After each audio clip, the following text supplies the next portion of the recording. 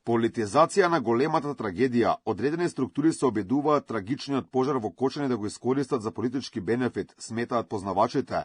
Координативниот состанок со странски инструктори за организирање пленуми е обид да се ископира српското сценарио на македонска територија.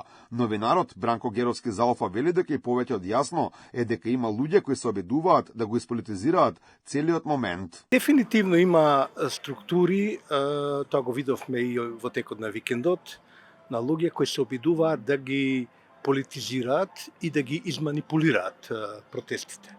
Да се разбереме, протестите во принцип се легитимни. Се е тоа легитимно додека е артикулирано. Според познавачите, оправданиот гнев на граѓаните, некој се обидува да го искористи за политички бенефит и рейтинг. Геровски смета дека револтот на луѓето треба да помогне за системски промени кои според него почнуваат да се случуваат. Гласот на младите луѓе, на гласот на студентите, гласот на народот, на сите кои се тажни поради оваа трагедија, кои се разочарани против оваа трагедија, да се артикулира во насока на притисок и поддршка истовремено на институциите да завршат добра работа со истрагата, да ги откријат виновниците и да почне еден процес за едно пошироко следување на стандардите. Според Геровски, оние кои најавуваат организирање протести немаат реалистични барања. Најавите за радикализација на протестите, јас ги разбирам всушност како најави за организирање протести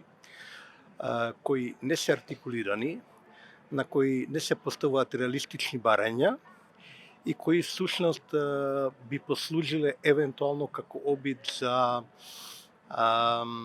создавање хаос и за дезавуирање на институциите. Тоа е голем проблем. Јас лично не би поддржал такви протести. Ваквите активности наликуваат на сценариото кое во Македонија го имаше во 2016 година. Сега наместо тишина и достоинствено изразување на тагата има еден вид координирана офанзива кон целиот државен систем. Според познавачите, протестите и јавните настапи се злоупотребуваат за лична промоција, медиумска хистерија и поттикнување гнев во функција на политички калкулации, што се потврди и во видеото кој исплива на социјалните мрежи, а во кое така наречените активисти на моменти и не смеа договараат следни активности и добиваат совети од српска инструкторка. Значи не може на никого вината. Вината е во повредата, во болката на луѓето и тоа ќе биде. Значи, ние само треба сега да се организираме некако како најефективно да искористиме. Филозофски пополеха.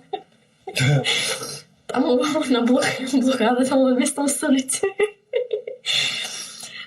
Инаку на снимките објавени на социјалните мрежи се слушаат совети како да се организира привидно спонтан револт, како да се избегне секој институционален диалог, да се креира медиумска драма и да се манипулира јавното мислење преку лажни профили и фабрикувани пораки. Меѓу присутните на онлайн состанокот и еден од најгласните е членот на Црвена младина, младинското крило на левица, Кирил Митановски.